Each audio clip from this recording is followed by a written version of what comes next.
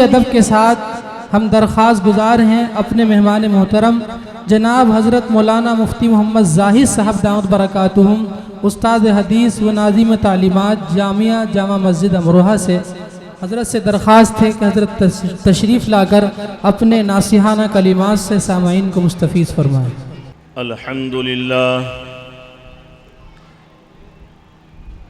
الحمد لله نحمده ونستعينه ونستغفره ونؤمن به ونتوكل عليه ونعوذ بالله من شرور أنفسنا ومن سيئات أعمالنا من يهده الله فلا مضل له ومن يضلله فلا هادي له وأشهد أن لا إله إلا الله وحده لا شريك له وأشهد أن سيدنا ونبينا وحبيبنا وشفيعنا وسندنا ومولانا محمدًا عبده ورسوله صلى الله تعالى عليه وعلى آله وأصحابه وأزواجه وذرياته وبارك وسلم تسليما كثيرا كثيرا. أما بعد فأعوذ بالله من الشيطان الرجيم. بسم الله الرحمن الرحيم.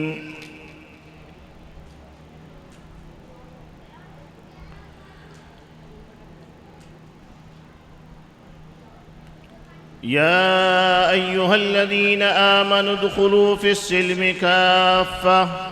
ولا تتبعوا خطوات الشيطان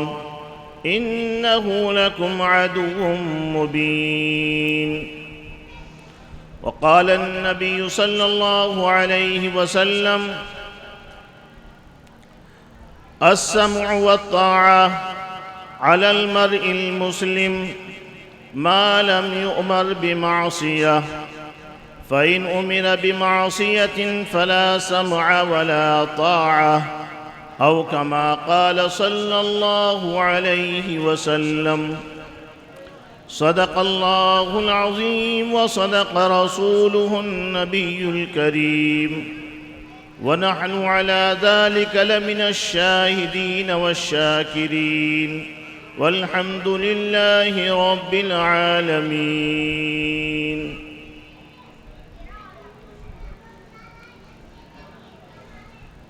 قابل قدر حضرات علماء کرام اور ہم سب کے مربی شیخ المشائخ شیخ محترم حضرت اقدس مولانا مفتی عبد الرحمن صاحب دامت برکاتہم العالیہ، اللہ تعالی حضرت والا کی عمر میں برکت عطا فرمائے، حضرت کا سایہ تا دیر قائم فرمائے، تاکہ ہم جیسے نااہلوں کو زیادہ سے زیادہ مستفید ہونے کے مواقع حاصل ہوں. اور معزز سامعین، آپ نے ابھی حضرت مولانا مفتی مشاہد الاسلام مدظلہ العالی سے انتہائی بصیرت افروز تقریر سماعت فرمائی ہے، اور تقریباً 30 حفاظ کرام کی سروں پر دستار بندی کا منظر بھی اس کا بھی مشاہدہ فرمایا. یہ آپ کے اس محبوب ادارے کی، اس مدرسے کی خدمت کا ایک حسین منظر تھا. اللہ تبارک و تعالی ان تمام حفاظ کو جن کے سروں پر دستار باندھی گئی ہے، ان میں احساس ذمہ داری پیدا فرمائے، قرآن کی خدمت اور قرآن کی اشاعت کی توفیق عطا فرمائے، قرآن کی ہدایات پر عمل کی توفیق عطا فرمائے، تقوی اور پرہیزگاری کی زندگی عطا فرمائے۔ اور جو طلباء طالبات ابھی مدرسے میں زیر تعلیم ہیں، اللہ تعالیٰ ان کے لیے قرآن کی تعلیم کو، قرآن کے پڑھنے کو، قرآن کے یاد کرنے کو آسان فرمائے، اور ان کے سینوں کو قرآن کو محفوظ کرنے کے لیے اللہ تعالیٰ کشادہ فرمائے۔ اس ادارے کے فیض کو پوری بستی اور بستی کے ارد گرد دور تک جاری اور ساری فرمائے۔ بزرگوں، بھائیوں، اللہ رب العالمین نے مومنین کی قرآن کریم میں بہت ساری صفات بیان فرمائی ہیں۔ ان صفات میں سے اہم صفت اللہ تعالیٰ نے سورہ نور کی آیت میں بیان فرمائی، انما كان قول المؤمنين اذا دعوا الى الله ورسوله ليحكم بينهم ان يقولوا سمعنا واطعنا واولئك هم المفلحون۔ کہ مومنین کی شان یہ ہے کہ جب ان کو اللہ اور اس کے رسول کی ہدایات کی طرف بلایا جاتا ہے تاکہ ان ہدایات کی روشنی میں ان کو حکم دیا جائے، ان کے سامنے احکام بیان کیے جائیں، ان کے درمیان میں فیصلہ کیا جائے، تو مومنین کی شان یہ ہے کہ وہ فوراً یہ کہتے ہیں کہ ہم نے باتوں کو سنا اور ہم نے ان تمام باتوں پر عمل کیا۔ تو یہ مومنین جن کے اندر یہ صفت ہے سننے کی، اللہ کی اور اس کے رسول کی باتوں کو سننے کی اور سننے کے مطابق عمل کرنے کی، تو یہ لوگ مومنین ہیں، یہ لوگ کامیاب ہیں، یہ مومنین کامیاب ہیں، یہ سچے مومنین ہیں۔ یہ ایمان والے کی شان ہے کہ ایمان والے کے سامنے جہاں اللہ اور اس کے رسول کی ہدایت آتی ہے تو فوراً اس کے سامنے اپنے سر کو خم کر دیتا ہے اور اس پر عمل کرتا ہے۔ کیوں؟ اس لیے کہ یہ بات صرف مومن کے خمیر میں نہیں بلکہ تمام اولاد آدم کے خمیر میں اللہ تبارک و تعالیٰ نے یہ بات رکھی ہے کہ بات کو سنیں اور مانیں۔ آپ نے سنا ہوگا اللہ تبارک و تعالیٰ کو جب یہ انسان پیدا کرنا منظور ہوا، اللہ تعالیٰ نے حضرت آدم علیہ السلام کو پیدا فرمایا۔ تو حضرت آدم علیہ السلام کو پیدا کرنے کے بعد اللہ تعالیٰ نے حضرت آدم کی پیٹھ پر ہاتھ پھیرا، دانا ہاتھ پھیرا، تو حضرت آدم علیہ السلام کی پیٹھ سے ان کی پیدا ہونے والی تمام نسل انسانی جو صالحین ہیں، نیک ہیں، ان تمام لوگوں کی روحیں نکل آئیں، اور اللہ تبارک و تعالیٰ نے ان روحوں کو چھوٹا سا وجود دیا، چیونٹیوں کے مانند، جس طرح سے چیونٹی ہوتی ہے چھوٹی سی، اس طرح سے چیونٹیوں کے مانند اللہ تعالیٰ نے ان کو وجود دیا۔ پھر بایاں ہاتھ پھیرا تو اللہ تبارک و تعالیٰ کے بایاں ہاتھ پھیرنے سے حضرت آدم علیہ السلام کی پیٹھ سے ان تمام انسانوں کی روحیں نکل آئیں، روحیں پیدا ہو گئیں کہ جو گناہگار ہیں، فساق ہیں، فجار ہیں، دونوں روحوں کو اللہ رب العالمین نے ایک جگہ جمع کیا۔ جو نیک لوگوں کی روحیں تھیں، ماننے والوں کی،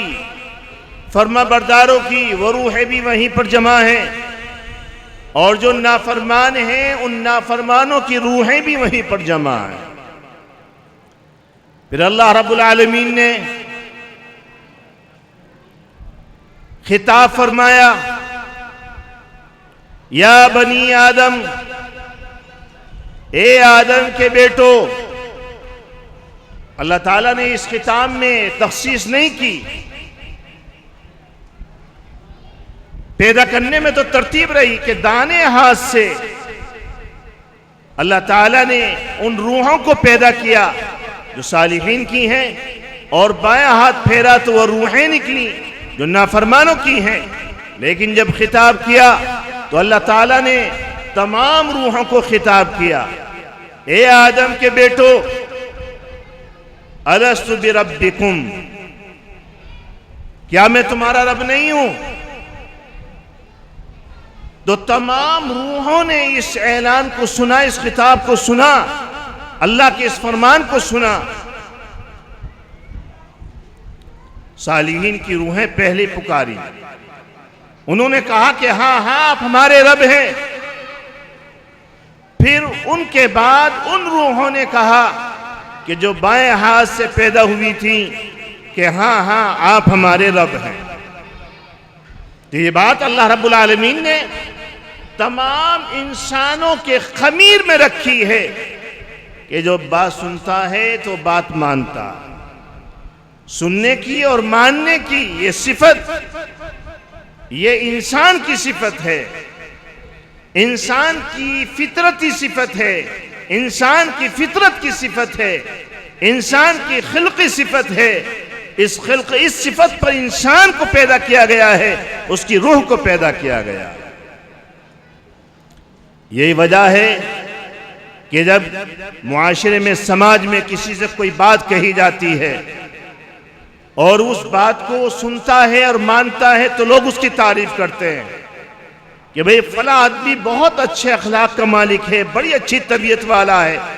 جب اس سے کوئی بات کہی جاتی ہے تو وہ مانتا ہے، جب اس سے کوئی بات کہی جاتی ہے تو اس کو تسلیم کرتا ہے۔ اور جو آدمی ضدی ہوتا ہے،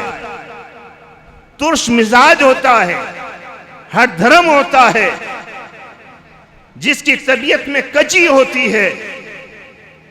تو ایسے لوگوں کو سماج میں بری نگاہ سے دیکھا جاتا ہے اور کہا جاتا ہے کہ بھئی فلاں آدمی تو بڑا بد اخلاق ہے، بہت ضدی ہے۔ جب اس سے کوئی بات کہی جاتی ہے تو مانتے ہی نہیں، جب اس سے کچھ کہا جاتا ہے، سمجھایا جاتا ہے تو سمجھنے کی کوشش ہی نہیں کرتا۔ تو معاشرے اور سماج میں بھی اس آدمی کو اچھا سمجھا جاتا ہے کہ سماجی اور معاشرتی اعتبار سے جب اس سے باتیں کہی جائیں تو ان باتوں کو تسلیم کر لے تو وہ اچھا، اور جو باتوں کو تسلیم نہ کرے اور ان باتوں پر عمل نہ کرے، ان کو قبول نہ کرے، تو معاشرے اور سماج میں اس کو قدر کی نگاہ سے نہیں دیکھا جاتا۔ اگر بیوی اس مزاج کی حامل ہے کہ جب اس سے کوئی بات کہی جا رہی ہے تو سن رہی ہے اور مان رہی ہے تو اس کی تعریفیں کی جاتی ہیں، شوہر اگر اس مزاج کا ہے، جب اس سے کوئی بات کہی جاتی ہے تو سنتا ہے اور مانتا ہے تو اس کی تعریف کی جاتی ہے۔ اولاد میں جو اس طرح کی اس مزاج کی حامل ہوتی ہے کہ جب اس سے کوئی بات کہی جاتی ہے اور وہ اس کو مانتے اور تسلیم کرتے ہیں تو اس اولاد کی تعریف کی جاتی ہے۔ اور جو اولاد بات سنتی نہیں ہے یا سنتی ہے لیکن مانتی نہیں ہے تو اس اولاد کو باغی اولاد کہا جاتا ہے، نافرمان اولاد کہا جاتا ہے، کیونکہ ان کا عمل انسان کی فطرت کے خلاف عمل ہے۔ انسان کو اللہ رب العالمین نے اس فطرت پر پیدا کیا ہے کہ جب اچھی باتیں اس سے کہی جائیں تو اس کو سمجھے اور سنے اور ان کو مانے، ان کو تسلیم کرے، ان کے اوپر عمل کرے۔ اگر وہ ان چیزوں کو نظر انداز کرتا ہے تو اس کا مطلب ہے کہ یہ انسانی فطرت کے خلاف عمل کر رہا ہے۔ اللہ رب العالمین نے قرآن کریم میں اس آیت سے پہلے جو میں نے ابھی آپ کے سامنے پڑھی، منافقین کا تذکرہ کیا اور ان کی مذمت کو بیان کیا. انما کہ کوئی وَفَرِيقٌ مِّنَ الَّذِينَ أُوتُوا الْكِتَابَ کہ اہل کتاب میں سے کچھ لوگ ایسے ہیں جب ان سے کہا جاتا ہے کہ اللہ اس کے رسول کی طرف آؤ تو ان میں سے کچھ لوگ ایسے ہیں جو اعراض کرنے لگتے ہیں، بات نہیں مانتے. ہاں اگر ان کے مطلب کی بات ہوتی ہے تو اس بات کو وہ قبول کرتے ہیں، اور جو بات ان کے مطلب کی نہیں ہوتی تو اس کو نظر انداز کر دیتے ہیں. قرآن کریم نے ان لوگوں کی اس کیفیت کو بیان کرنے کے بعد ارشاد فرمایا فَأُولَٰئِكَ هُمُ الظَّالِمُونَ، یہ لوگ باغی ہیں، یہ لوگ نافرمان ہیں جو اپنی مطلب کی سنتے ہیں اور اس کو قبول کرتے ہیں، اور جو حق بات ہوتی ہے اس حق بات کو حق ہونے کے ناطے قبول نہیں کرتے، اس کو نظر انداز کرتے ہیں اور پیٹ پھیل لیتے ہیں، اس سے اعراض کر لیتے ہیں. تو یہ انسانی سماج کے ظالم لوگ ہیں، یہ دنیا کے بدترین لوگ ہیں. پھر اللہ تعالیٰ نے آگے ارشاد فرمایا انما کان قول المؤمنین اذا دعوا الى اللہ ورسولہ ان يحكم بینہم ان یقولوا سمیعنا واطعنا واولئک هم المفلحون. ہاں مومنین کی شان یہ ہے کہ جب ان کو اللہ اس کے رسول کی ہدایات کی طرف بلایا جاتا ہے تاکہ ان کے درمیان میں فیصلہ کیا جائے، تاکہ ان کو احکام بتائے جائیں، تاکہ ان کی رہنمائی کی جائے، تو کہتے ہیں کہ ہاں ہم بات سنتے ہیں، دل کی نگاہ سے سنتے ہیں، دل کے کانوں سے سنتے ہیں اور ان کو قبول کرتے ہیں. اللہ تعالیٰ کی تعریف بیان فرما رہا کہ ہاں یہ لوگ کامیاب ہیں. میرے بھائیوں، آج ہم اہل ایمان جو اپنے آپ یہ دم بھرتے ہیں کہ ہم اللہ پر ایمان رکھتے ہیں، ہم رسول اللہ پر جان نچھاور کرنے والے ہیں، رسول اللہ پر ایمان لانے والے ہیں، میرے بھائیوں ہمیں اپنی زندگی کا جائزہ لینے کی ضرورت ہے، اپنے شب و روز کے جائزے لینے کی ضرورت ہے، اپنے معاملات کا جائزہ لینے کی ضرورت ہے. عبادت کے معاملات ہوں یا اخلاق کے معاملات ہوں یا تجارت کے معاملات ہوں، ان تمام معاملات میں ہمیں جائزہ لینے کی ضرورت ہے. آیا ہم اس انسانی اور اللہ تعالیٰ نے جو مومنین کی ایک شناخت بیان کی ہے، اس ایک مومنانہ صفات پر ہم پورے اترتے ہیں یا نہیں اترتے؟ اللہ اس کی رسول کی ہدایتیں جو ہمارے سامنے ہیں، آیا ہم ان کو قبول کرتے اور عمل میں لاتے ہیں یا نہیں لاتے؟ یا ہم سنتے ہیں اور سن کر کے نظر انداز کرتے ہیں؟ تو ہم اس طبقے میں سے ہیں یا اس طبقے میں سے ہیں؟ اللہ تعالیٰ نے دونوں طبقوں کا ذکر کیا، جو سنتے ہیں اور مانتے نہیں ہیں، جو اپنے مطلب کی مانتے ہیں اور جو اپنے مرضی کے خلاف پاتے ہیں اس کو نظر انداز کر دیتے ہیں. اللہ فرماتا ہے کہ یہ ظالم ہے، اور جو لوگ سنتے ہیں اور مانتے ہیں اور کہتے ہیں کہ ہاں ہم اس پر عمل کرتے ہیں تو یہ لوگ کامیاب ہیں.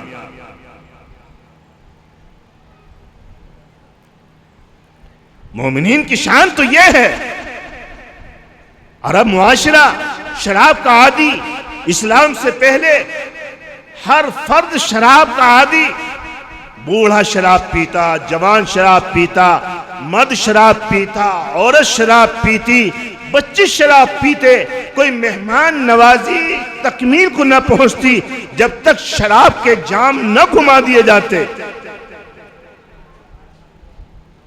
کھجوروں سے شراب بنائی جاتی تھی، انگوروں سے شراب بنائی جاتی تھی. کھجور کی فصل میں کھجوروں کی شراب کے ذخائر اکٹھے کر لیے جاتے تھے. انگوروں کی فصل میں انگور کے شراب کے ذخیرے اکٹھے کر لیے جاتے تھے. قد آدم کے برابر مٹکے بھر بھر کر کے گھروں میں رکھ لیے جاتے تھے. پورے سال پینی ہے، پورے پریوار کو پینی ہے، پوری فیملی کو پینی ہے اور آنے والے مہمانوں کو بھی پلانا ہے. شراب کے ایسے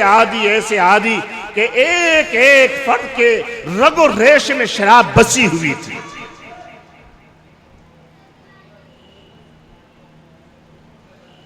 اللہ تعالیٰ نے شراب کے احکام اتارے، بتدریج اتارے،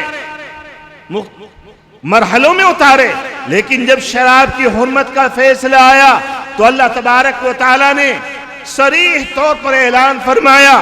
انما الخمر والمیسر والانصاب والازلام رجس من عمل الشیطان فاجتنبوه لعلکم تفلحون۔ رسول اللہ صلی اللہ علیہ وسلم نے اس آیت کے نازل ہونے کے بعد ایک صحابی سے فرمایا کہ جاؤ مدینہ کی گلیوں میں اعلان کر دو کہ اللہ تعالیٰ نے اب شراب کو حرام کر دیا ہے۔ چنانچہ منادی اعلان کرنے کے لیے نکلا، مدینہ کی گلیوں میں اعلان کرتا جا رہا ہے، لوگوں کے کان میں شراب کی حرمت کا اعلان پڑتا ہے، لوگ اپنے مٹکوں کو توڑ رہے پھوڑ رہے ہیں اور شراب کو بہا رہے ہیں۔ حضرت انس رضی اللہ تعالیٰ عنہ فرماتے ہیں کہ میں ابو طلحہ انصاری کے گھر میں، جو ان کے سوتیلے باپ ہوتے ہیں، میں ان کے گھر میں موجود تھا۔ ان کے یہاں مہمانوں کی مجلس لگی ہوئی تھی، مہمانوں کے ہاتھوں میں شراب کے جام تھے۔ ابو طلحہ نے فرمایا کہ انس دیکھو یہ منادی کیا اعلان کر رہا ہے، اسے سن کر کے آؤ۔ حضرت انس رضی اللہ تعالیٰ عنہ باہر آئے تو اعلان سنا کہ منادی اعلان کر رہا ہے کہ اللہ کے رسول نے فرمایا کہ اللہ نے شراب کو ہمیشہ کے لیے حرام کر دیا ہے۔ حضرت انس نے حضرت ابو طلحہ سے آ کر کے عرض کیا کہ حضرت اللہ کے رسول کی طرف سے یہ اعلان ہو رہا ہے کہ اللہ تعالیٰ نے شراب کو ہمیشہ کے لیے حرام کر دیا۔ ابو طلحہ نے فرمایا کہ انس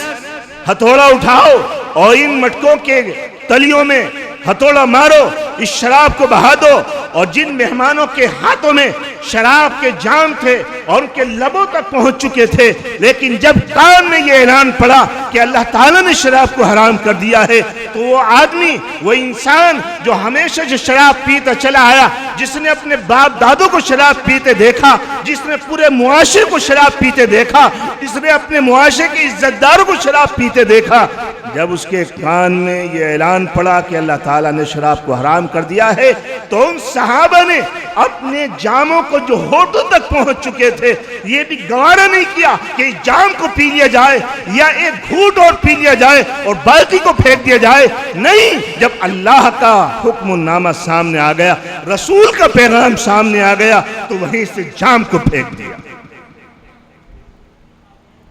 یہ ہے مومن کی صفت، یہ ہے مومن کی شان کہ جب اللہ کی طرف سے کوئی حکم نامہ آ گیا، رسول کی طرف سے حکم نامہ آ گیا، تو اب یہ جرأت اور ہمت نہیں کہ ایک قدم بھی اس سے آگے بڑھ جائے۔ جمعہ کا دن ہے، خطبہ ہو رہا ہے، رسول اللہ صلی اللہ علیہ وسلم خطبہ پیش فرما رہے ہیں، منبر پر کھڑے ہوئے ہیں، لوگ آ رہے ہیں۔ اسی وقت میں حضرت عبداللہ بن مسعود رضی اللہ تعالیٰ مسجد پہنچتے ہیں۔ کچھ لوگ کھڑے ہوئے تھے، حضرت عبداللہ بن مسعود رضی اللہ تعالیٰ عین اس وقت پہنچے کہ جب رسول اللہ صلی اللہ علیہ وسلم لوگوں کو حکم فرما رہے ہیں کہ اے لوگوں بیٹھ جاؤ، تو حضرت عبداللہ بن مسعود اس جگہ پر پہنچے تھے ابھی جہاں پر لوگوں کی جوتیاں رکھی ہوئی تھی۔ رسول اللہ کا جب یہ حکم آیا کہ اے لوگوں بیٹھ جاؤ، تو حضرت عبداللہ بن مسعود نے ایک قدم بھی آگے نہیں بڑھایا، وہیں جوتیوں میں بیٹھ گئے۔ یہ ہے مومنین کی صفات، یہ ہے مومن کی شان کہ جب اللہ کے رسول کا حکم نامہ سامنے آ گیا تو ایک قدم بھی آگے نہیں بڑھا، وہیں پر بیٹھ گئے۔ ایک صحابی تاجر، بڑے تاجر،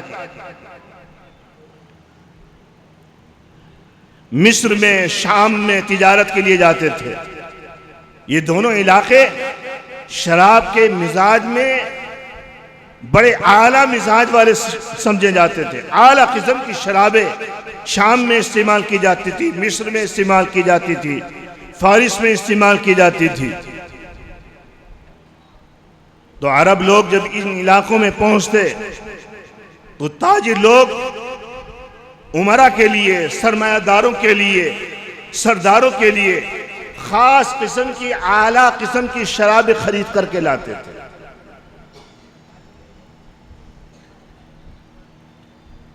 یہ گئے، جو کہ عام شراب تو یہاں تیار ہوتی تھی،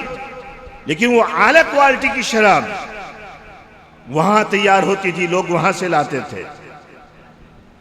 اس شراب کو بے مثال سمجھا جاتا تھا اور بڑی قیمتی شراب ہوتی تھی۔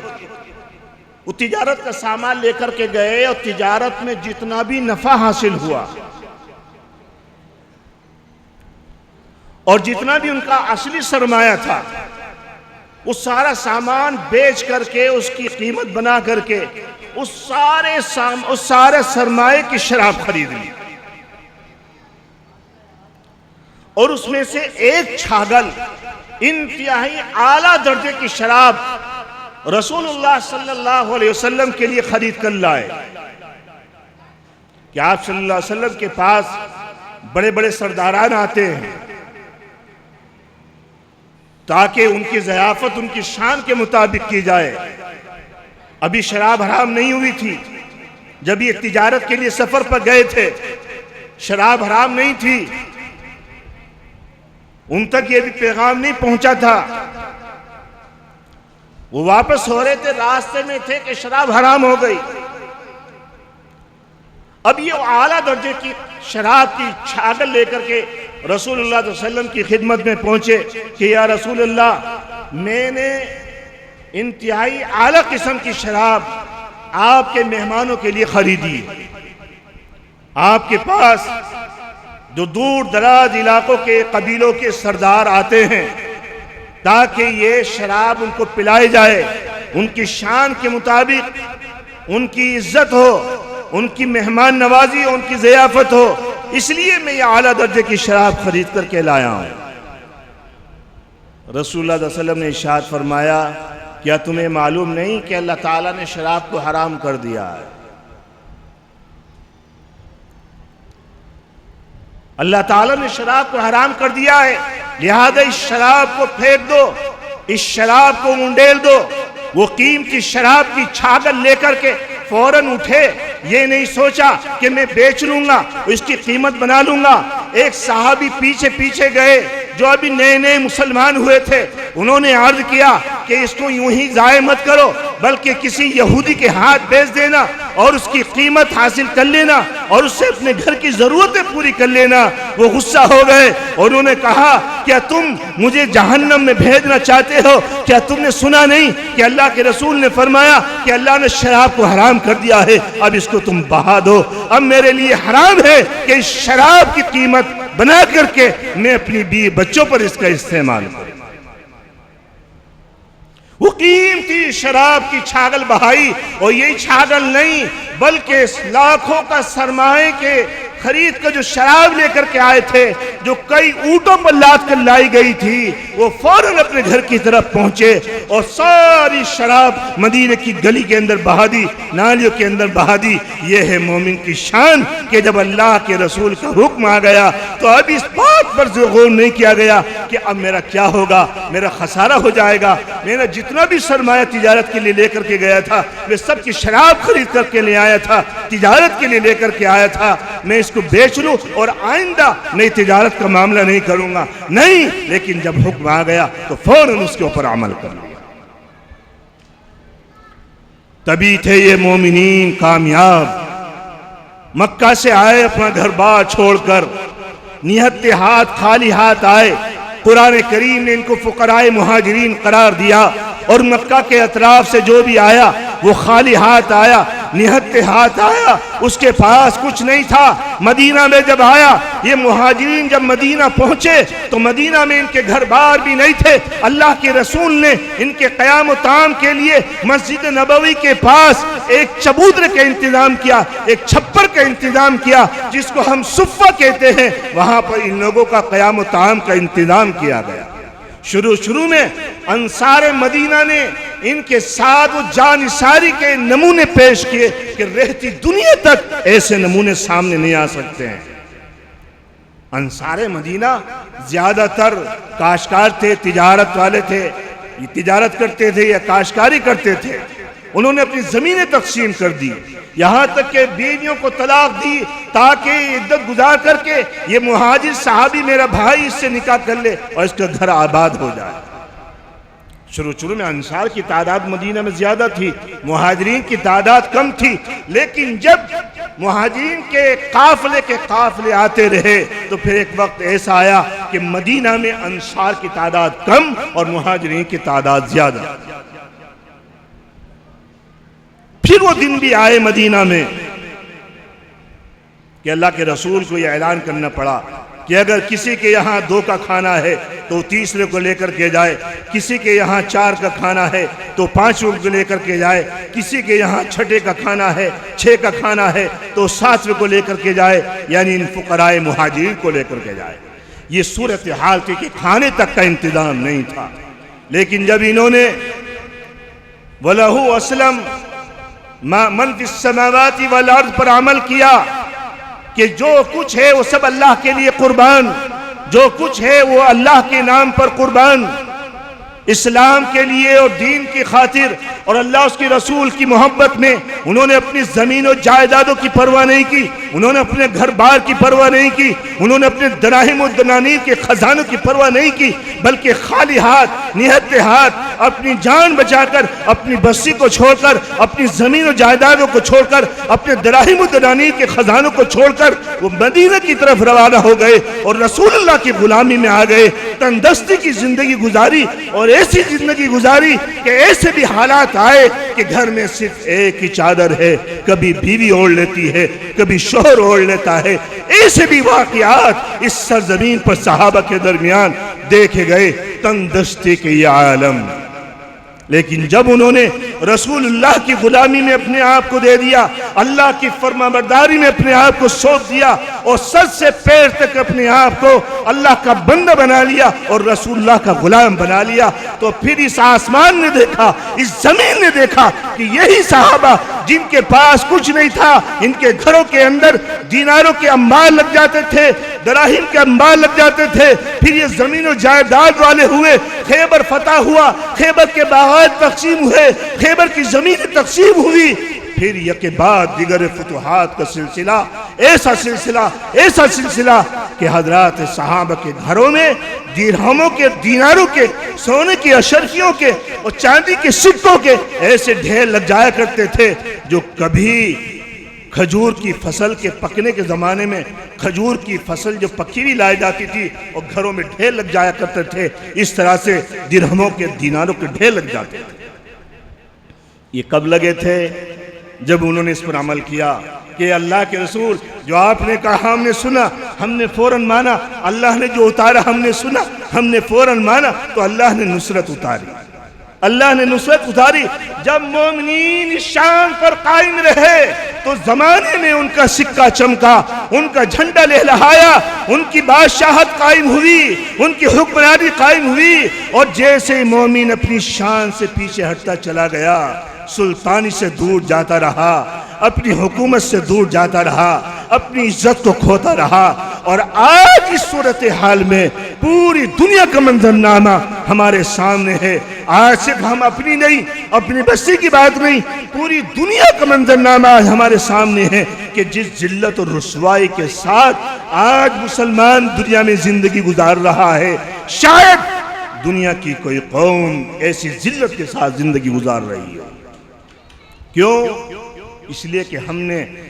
اب اللہ کے احکام کو سننا، رسول اللہ کے احکام کو سننا بند کر دیا، اور اگر سنا تو ماننا بند کر دیا۔ ہم اس کو مانتے ہیں جو ہماری سماجی روایتیں کہلاتی ہیں، ہم ان کو مانتے ہیں جو ہمارا بگڑا ہوا معاشرہ کہتا ہے، ہم ان کو مانتے ہیں جو ہمارے قبیلے خاندان کی بگڑی ہوئی روایتیں ہمیں کہتی ہیں۔ ہم اللہ کا پیغام پیچھے ڈال دیتے ہیں، رسول اللہ کی سنت کو نظر انداز کر دیتے ہیں۔ ہم اس کو مانتے ہیں جہاں ہم اپنا فائدہ دیکھتے ہیں، جہاں ہم نے اپنا فائدہ دیکھا ہم نے اس کو اپنا قاعدہ بنا لیا، اس پر عمل کر لیا، اور جہاں ہم نے اپنے نفسانی خواہشوں کے خلاف دینی احکام کو پایا ہم نے اسلام کو نظر انداز کر دیا، اسلام کو پیٹھ پیچھے ڈال دیا۔ قرآن کریم نے یہ صفت منافقین کی بیان کی ہے۔ اللہ کی نصرت سچے مومنین کے لیے آتی ہے، اللہ نے عزت کا فیصلہ مومنین صالحین کے لیے لیا ہے، آدھے تیتر آدھے بٹیروں کے لیے نہیں کہ جہاں چاہا وہاں اسلام کو فالو کر لیا اور جہاں چاہا اسلام کو نظر انداز کر لیا۔ آج کون ہے جو اسلام کو نہیں سمجھتا؟ آج کون ہے جو لباس کے بارے میں اور اپنی معاشرت کے بارے میں رسول اللہ کی ہدایتوں کو نہیں جانتا؟ شاید اتنا علم اس سے پہلے نہیں پھیلا جتنا علم آج پھیل رہا ہے۔ گلی گلی کوچے کوچے میں آج رسول اللہ کی ہدایتوں کو جاننے والے، رسول اللہ کی سنتوں کو جاننے والے اور احکام اسلام جو بنیادی احکام ہیں ان کی معرفت رکھنے والے، ان کی جانکاری رکھنے والے آج گاؤں گاؤں، کوچا کوچا، بستی بستی، مرد بھی ہیں عورتیں بھی ہیں۔ کوئی بد نصیب ہوگا جو موٹے موٹے احکام بھی نہیں جانتا، ورنہ حلال و حرام کے جتنی بھی موٹی موٹی باتیں ہیں اور بنیادی احکام اور ہدایتیں ہیں آج سب مرد جانتے ہیں، ساری عورتیں جانتی ہیں۔ نماز کی فرضیت کو، نماز کے چھوڑنے کی حرمت کو ہر ایک جانتا ہے، زنا کی حرمت کو ہر ایک جانتا ہے، شراب کی حرمت کو ہر ایک جانتا ہے، جھوٹ کی حرمت کو ہر ایک جانتا ہے، غیبت کی حرمت کو ہر ایک جانتا ہے، آبرو ریزی کرنے کی حرمت کو ہر ایک جانتا ہے، لیکن کہاں عمل کیا جا رہا، کہاں عمل کیا جا رہا؟ پھر ہم یہ آس لگائے بیٹھے ہیں کہ یہ حالات کب ٹلیں گے، یہ حالات کب ختم ہوں گے؟ میرے بھائیوں، اپنے آپ کو اس شان پر لے کر کے آؤ، اس صفت پر لے کر کے آؤ، جب کہ اللہ کا حکم جس شعبے سے متعلق آ جائے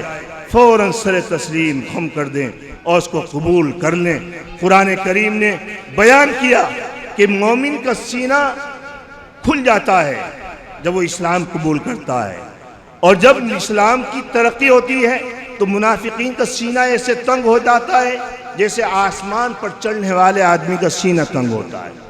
آسمان کی بلندیوں کی طرف سفر کرنے کا تصور اس زمانے میں نہیں تھا جس زمانے میں قرآن کریم کی آیت نازل ہو رہی ہے کہ جب آسمان کی بلندیوں کی طرف چڑھا جاتا ہے، جہاں آکسیجن ختم ہو جاتا ہے تو وہاں سانس کس طرح سے گھٹتا ہے، یہ منظر کسی نے نہیں دیکھا تھا۔ آج تو راکٹ کے ذریعے، جہازوں کے ذریعے اور طرح طرح کے آلات کے ذریعے چاند کا سفر ہو رہا ہے، فضاؤں کا سفر ہو رہا ہے، آسمان کی بلندیوں کا سفر ہو رہا ہے۔ ایک